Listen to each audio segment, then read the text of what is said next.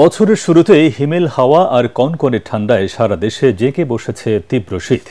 দেশের বিভিন্ন জেলায় বয়ে যাচ্ছে মৃদু শৈত্যপ্রবাহ, ঘন কুয়াশা আর সাথে আকাশও রয়েছে মেঘলা।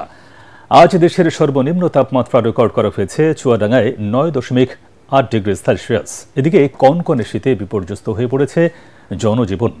ঠান্ডাজনিত নানা রোগে হাসপাতালে বাড়ছে রোগীদের সংখ্যা। জেলা প্রতিনিধিদের পাঠানো তথ্য ছবি নিয়ে আরও জানাচ্ছেন আশিকুর রহমান। চুয়াডাঙ্গায় টানা দুদিন ধরে নেই সূর্যের দেখা। উত্তরের হিমেল বাতাসের কারণে শীতের তীব্রতা বেড়েছে জেলায়। চুয়াডাঙ্গা আবহাওয়া অফিস জানিয়েছে, সকাল 9টায় জেলায় সর্বনিম্ন তাপমাত্রা রেকর্ড করা হয়েছে 9.8 ডিগ্রি সেলসিয়াস। তাপমাত্রা আরও কমার আশঙ্কা রয়েছে।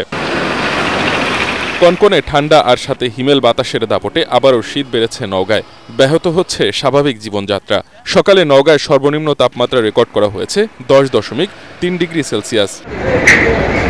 দক্ষিণের জেলা বরিশালেও বেড়েছে শীতের তীব্রতা। জরুরি প্রয়োজন ছাড়া মানুষ ঘর থেকে বের হচ্ছে না। ছিন্নমূল মানুষেরা খোলা আকাশের নিচে মানবেতর জীবনযাপন করছে। জেলায় সর্বনিম্ন তাপমাত্রা রেকর্ড করা হয়েছে 14.5 ডিগ্রি সেলসিয়াস। এদিকে হাসপাতালে বাড়ছে নিউমোনিয়া, ডায়রিয়া সহ শীতজনিত রোগীর প্রকোপ, যার মধ্যে শিশু ও বয়স্ক রোগীর সংখ্যা বেশি। শেরপুরের জনপদে জেঁকে বসেছে শীত। কয়েকদিন ধরেই সূর্যের দেখা মিলছে না, আকাশও রয়েছে মেঘলা। কনকনে শীতে বিপর্যস্ত হয়ে পড়েছে মানুষের জীবনযাত্রা। ঠান্ডাজনিত বিভিন্ন রোগে হাসপাতালে রোগীর সংখ্যা বাড়ছে।